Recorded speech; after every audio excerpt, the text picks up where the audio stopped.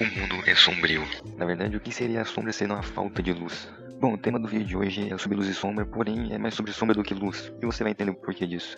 Eu estive pensando ultimamente sobre luz e sombra e percebi que quanto mais sombra, há mais luz. Um exemplo é nesses dois desenhos, onde o desenho da direita adiciona mais sombra e o desenho da esquerda ele tem menos sombra, e você pode ver nitidamente que a luz do da direita fica muito mais acentuada do que o da esquerda. E não importa o quão claro seja a luz que eu coloquei no da esquerda ou quão escuro seja a sombra, ele não vai acentuar tanto quanto o da direita. Isso não ocorre só por conta do contraste da luz e da sombra, tem a ver também pela densidade da luz e a densidade da sombra.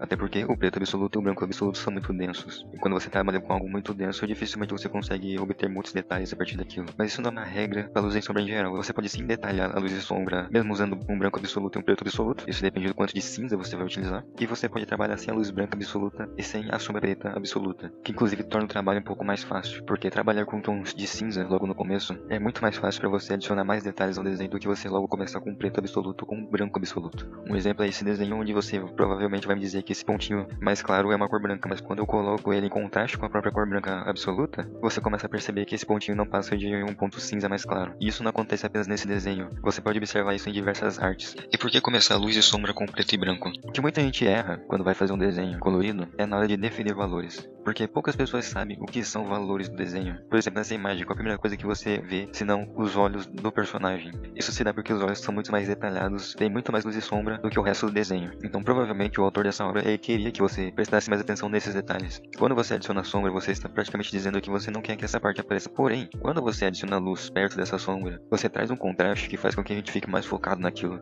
E muitos artistas também utilizam isso para prender o seu foco em algum aspecto da arte. E quando trabalhamos luz e sombra no preto e branco, a gente tem mais facilidade de atribuir esses detalhes. E como eu posso fazer para adicionar mais luz ao meu desenho? Isso é muito simples, adicione mais sombra. Sim, funciona. E com esse exemplo prático, eu te mostro como que a luz fica um pouco mais visível quando adiciono mais sombra.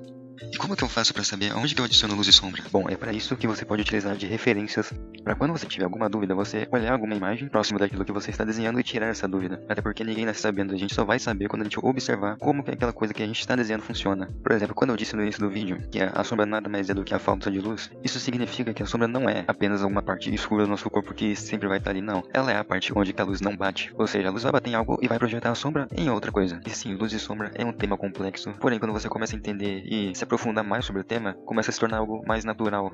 Mas enquanto você ainda não tem tanta familiaridade com luz e sombra, aconselho você a utilizar referências para os seus desenhos. Ah, mas tem alguma maneira de estudar luz e sombra sem que ser apenas observando referências? Sim e não. No começo você vai estudar utilizando referências, mas depois de um tempo eu te aconselho a tentar fazer a luz e sombra sem utilizar referências, apenas imaginando o objeto e imaginando onde a luz vem, onde a luz vai bater e aonde que a sombra vai ser refletida.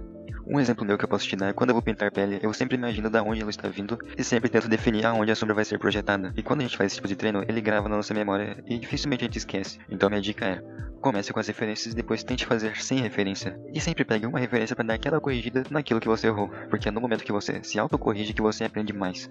E logo logo eu vou trazer um vídeo pro canal de como você vai atribuir detalhes usando cores ao invés de preto e branco. Então se você não quer perder esse vídeo, já se inscreve no canal para não perder nada, ativa o sino, que você vai receber notificação de sempre quando eu postar um vídeo novo. Deixa o like para o algoritmo entender que você quer mais vídeos como esse, e até a próxima.